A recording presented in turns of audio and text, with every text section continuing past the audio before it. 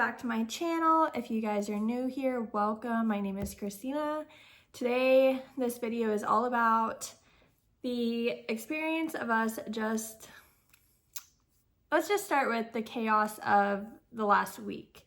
Okay, so today is Tuesday, so rewind an entire week. So on Friday last week, my mom told me that since we have a house now, my cat, who's 9 years old, he's been my cat since he was a kitten, but he's lived with my parents because I was in college, I was in school, I moved into different apartments each year. I always had roommates, and we didn't want to move him around, so my parents are retired. They were with him, 24/7. He grew up with them. He's super loved by everybody in that household.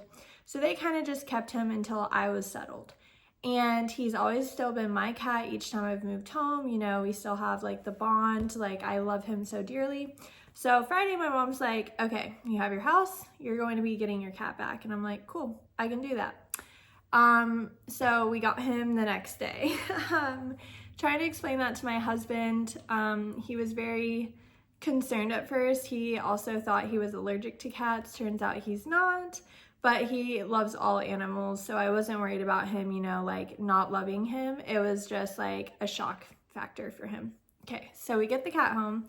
He didn't adjust well right at the beginning. Of course, he's a cat, so he's gonna be very like skittish, very nervous, but he kind of like got used to it really, really fast.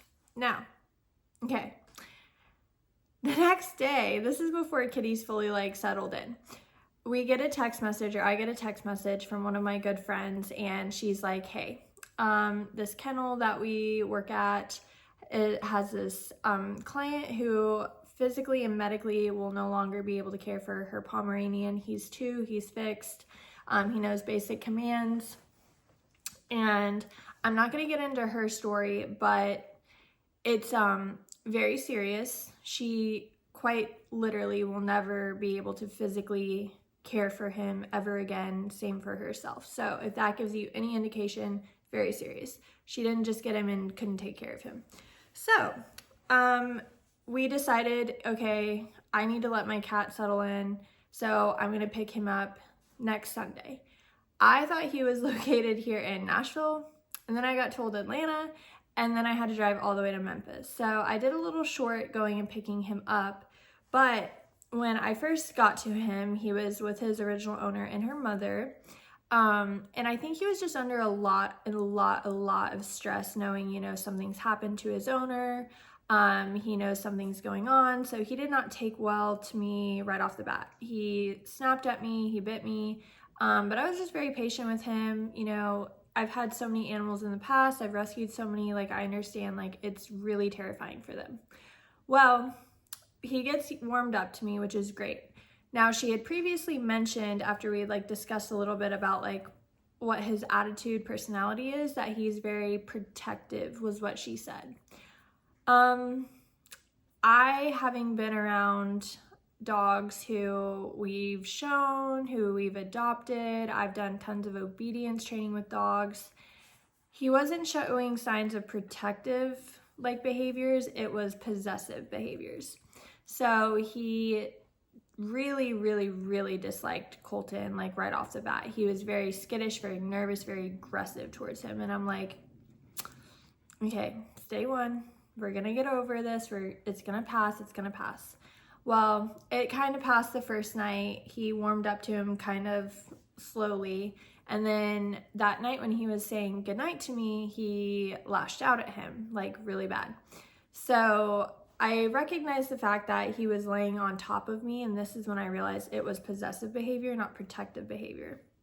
He's also still warming up to everybody, so he's scared he's in a new environment. So this also is environmental behavior, which is totally fine. Well, okay, so fast forward. This was literally within 2 days. He apparently last night, Colton and him had a whole bonding 2-hour session while I was passed out. Now, before I went to sleep, Colton had gone and played rec league hockey, but it was a really late game. It didn't start till 10, so he didn't get home till about 12, we'll say. So the garage door opens and our bedroom is right above the garage, so it had him very startled and immediately turned into like possessive, protective.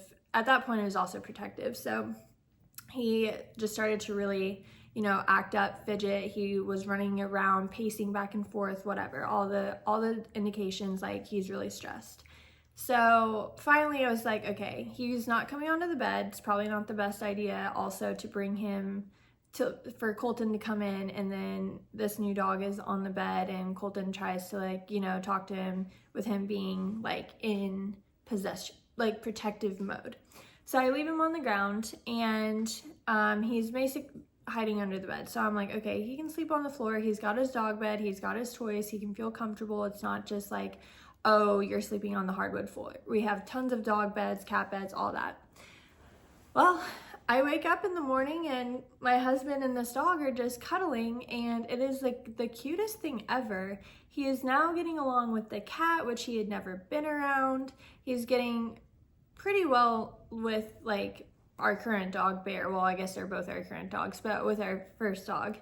And Bear's kind of adjusting to it, but we've come up with a great game plan of how we're going to make all the animals still feel very loved individually, as well as breaking the possessive behavior and making sure that they recognize like, hey, I don't have to be in fight or flight mode 24/7. Like, I'm okay.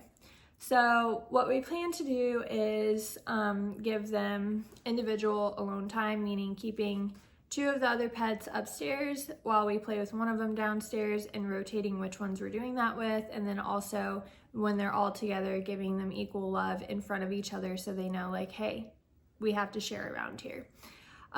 We also are going to slowly integrate, the new dog's name is Shiloh. We're going to call him Shy Guy as his nickname. Colton came up with that. I originally wanted Jasper, but just didn't work out. And his original name, I'm not going to get into that one. That was their decision. However, I don't think I feel comfortable using that name. And I'm not even going to say what it is. So anyways, so Shiloh is now his name, but we're going to slowly start taking him into public and working on him, you know, getting used to being in public, seeing other people, letting him know that, hey, it's okay. You don't have to be possessive. We go out, you have to be friendly, but that's going to be a very, very slow process. Like, we know how to do this. But I found out last night when I was talking to the girl who originally asked me about him that he doesn't take well to men, which I wish I would have known that right off the bat, because that would have made a lot more sense to me. But now it's more understanding, like it's more understandable why he was so aggressive, and it took him a little bit longer to warm up to my husband versus me. But that also gives us a little bit of worry, because we go home to our parents' houses very often and we always take the dogs with us. So now we'll have to be taking both of them.